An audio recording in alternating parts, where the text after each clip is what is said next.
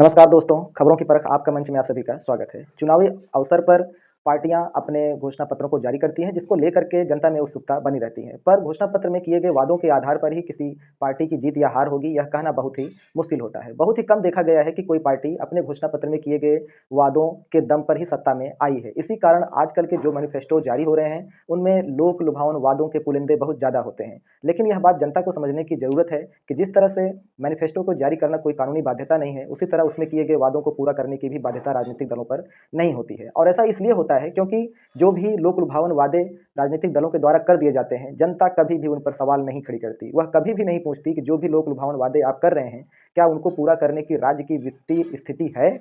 और राजनीतिक दल इसी आधार पर ऐसे-ऐसे वादे कर देते हैं कि जिन्हें पूरा करना संभव नहीं होता, और संभव इसलिए नहीं होता क्योंकि उनके राज्य की आर्थिक स्थिति ही वैसी नहीं होती। हमने बहुत सारे उदाहरण देखे हैं, जैसे पंजाब में लोक लुभावन वादे हुए, बाद में उनको पूरा करना बहुत ही मुश्किल हो गया। अब बिहार में चुनाव 6 और 11 नवंबर को होने जा रहे हैं, तो महागठबंधन और राजग ने भी अपने-अपने मैनिफेस्टो जारी कर दिए हैं, जिनमें बहुत से वादे ऐसे किए गए हैं, जो कि लोक लुभावन ही प्रतीत हो रहे हैं।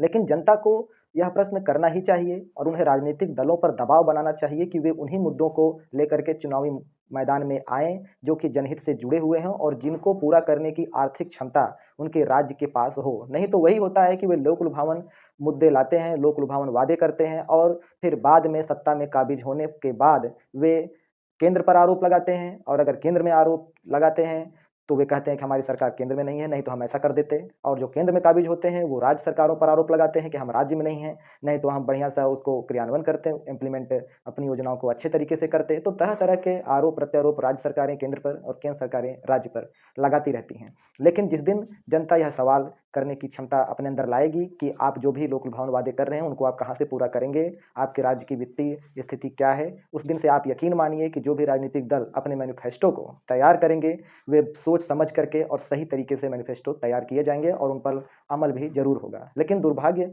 इस बात का है कि आज भी जो वोट पड़ते हैं, वो जाति, संप्रदाय, क्षेत्र और राजनीतिक रेवड़ियों के आधार पर ही पड़ते हैं। इसीलिए राजनीतिक दलों को यह बिल्कुल चिंता नहीं होती कि जनता क्या सवाल करेगी और कहाँ से करेगी। लेकिन अगर देखा जाए तो राजनीतिक दल एक-दूसरे के ऊपर आरोप-प्रत्यारोप भी लगाते हैं कि उन्होंने अपने चुनावी एजेंडा में, अपने मैनिफेस्टो में यह बातें बहुत बढ़ा-चढ़ा कर कही हैं। लेकिन कभी भी उनमें एक स्वस्थ बहस विकसित देशों की तरह नहीं हो पाती, जिनसे यह नुकसान होता है कि एक स्वस्थ जनमत तैयार नहीं हो पाता और कभी भी ऐसे एक कुशल प्रत्याशी का चुनाव नहीं हो पाता, जिससे राजनीतिक सत्ता में आने के बाद सुशासन राजनीतिक दलों की प्राथमिकता नहीं रह जाता। कुल मिला-जुला कर यह कहना गलत नहीं होगा कि आजकल के जो घोषणा पत्र हैं, वे अपनी महत्ता खोते जाते हैं और उसके लिए कारण राजनीतिक दल भी हैं और जनता भी कहीं न कहीं परोक्ष रूप से उसके लिए ज़िम्मेदार है। तो मिलते हैं दोस्तों अगले अंक में, तब तक के लिए नमस्कार, जय हिंद।